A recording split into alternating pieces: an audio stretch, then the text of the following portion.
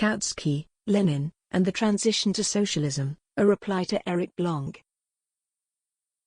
10 April 2019. Cosmonaut Magazine. Mike Tabor weighs in on the Kautsky debate happening at Jacobin Magazine, responding to Eric Blanc's text Why Kautsky Was Right, and Why You Should Care.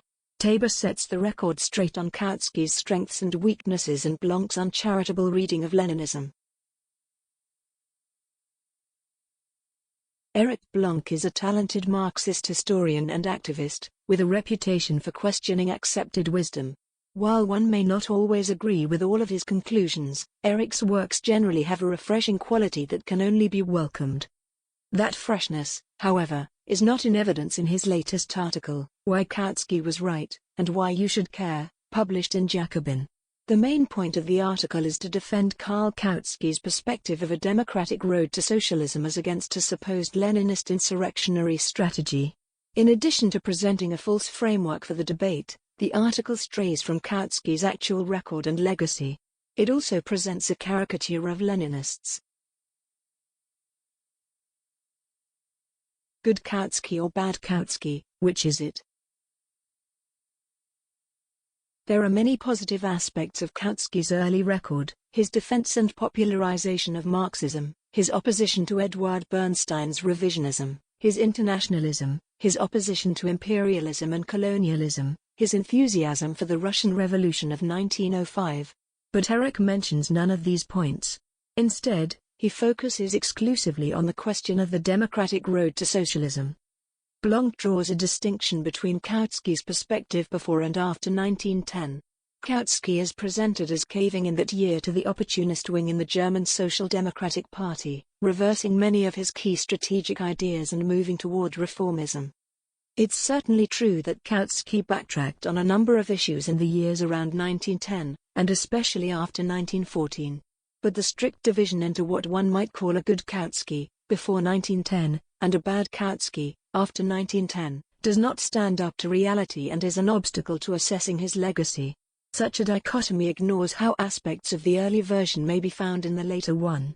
It also conveniently implies that all the unsavory things Kautsky did or said after 1910, and particularly after 1914 and 1917, can simply be ignored as irrelevant to Eric's thesis about why Kautsky was right.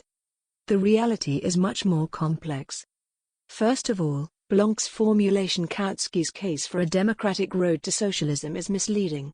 One will look in vain for such a concept in the three main books Kautsky wrote prior to 1910 that outline his perspective of revolutionary change: The Class Struggle, 1892, The Social Revolution, 1902, and The Road to Power, 1909. It's true that in these books there was unclarity as to how a socialist transformation would occur.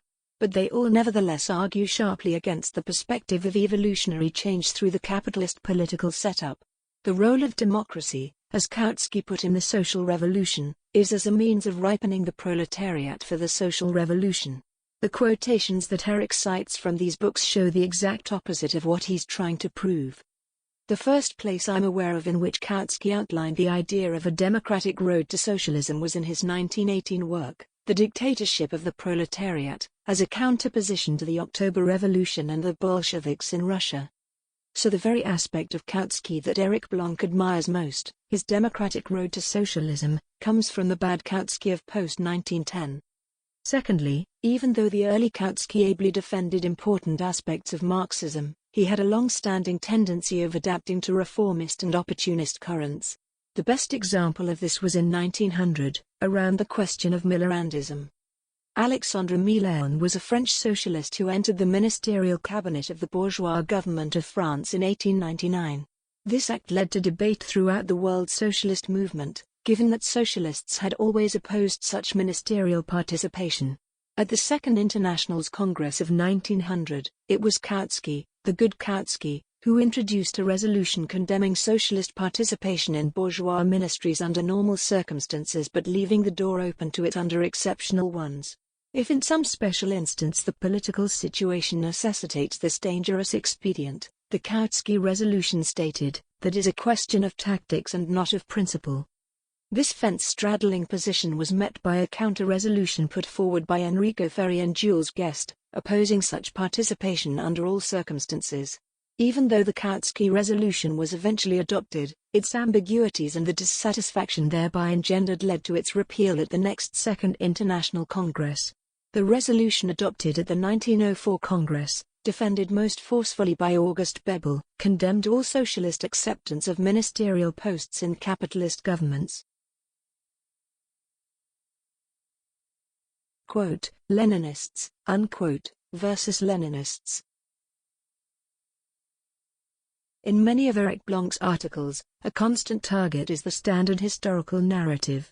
As Eric has frequently shown, such narratives can over time become schematized and fossilized, posing an obstacle to clear thought. However, the latest article's depiction of Leninists is largely based on exactly such a standard narrative. Let us examine a few quotes from the article. Quotations from Blanc's article. Leninists for decades have hinged their strategy on the need for an insurrection to overthrow the entire parliamentary state and to place all power into the hands of workers' councils. Leninists have rarely grappled with these facts, i.e., workers' reluctance to replace universal suffrage and parliamentary democracy with workers' councils, let alone provided a compelling explanation for them.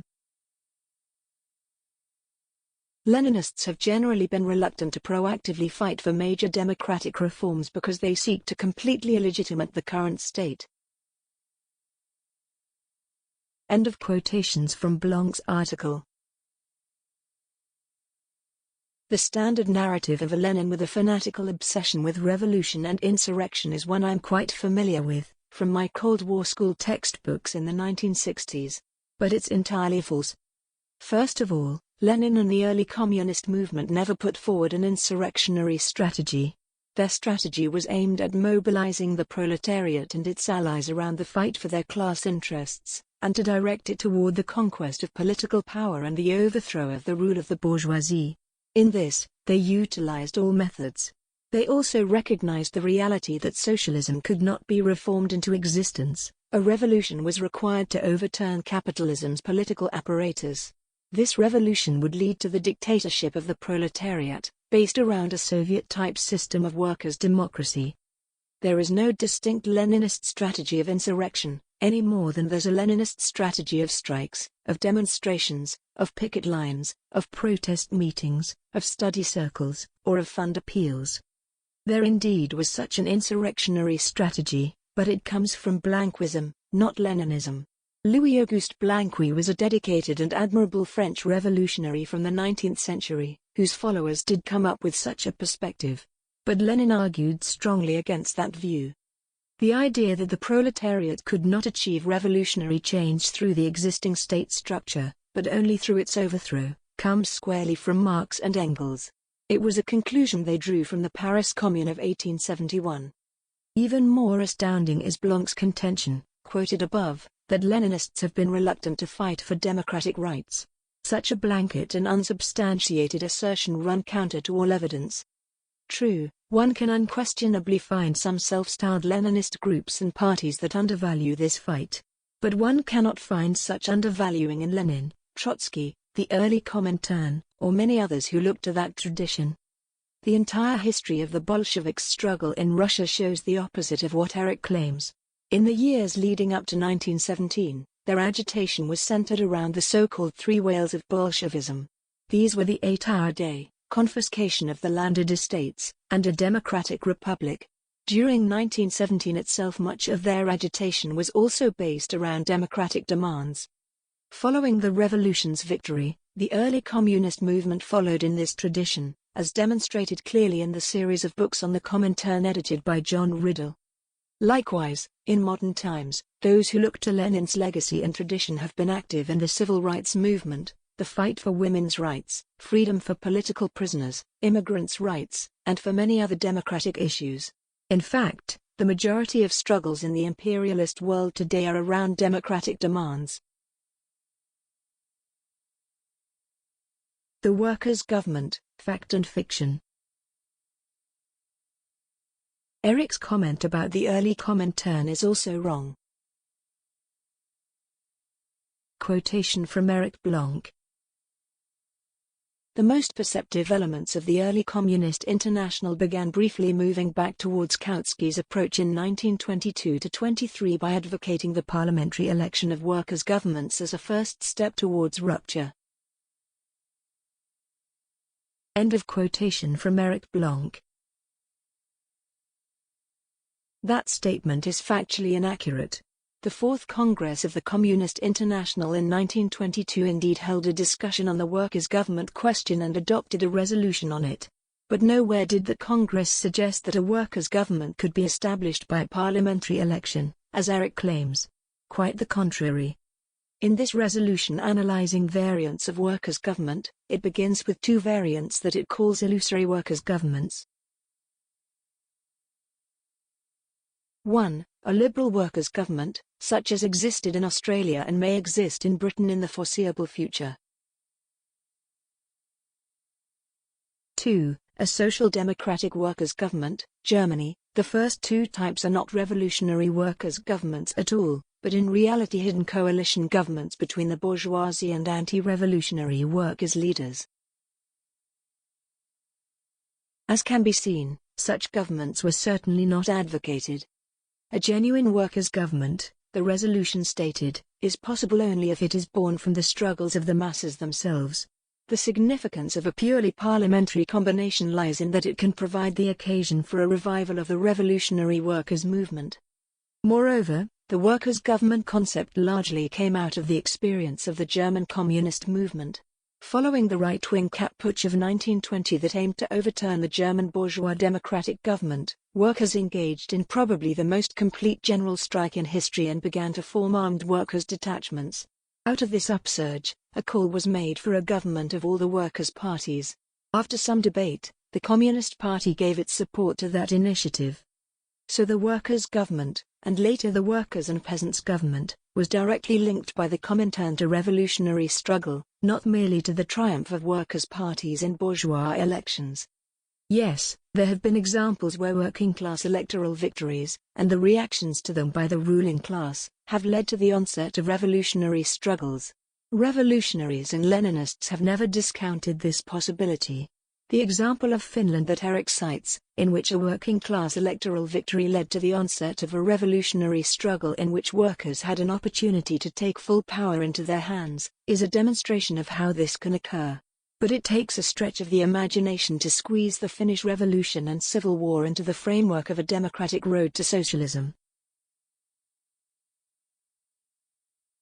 The Russian Revolution and the Electoral Road. Blanc labels the October Revolution of 1917 in Russia as a revolution that toppled an autocratic, non-capitalist state, not a parliamentary regime. This is not entirely true.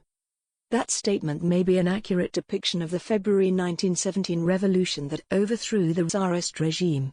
But it is completely inaccurate when describing the October Revolution that toppled the provisional government, a capitalist government, not a non-capitalist one.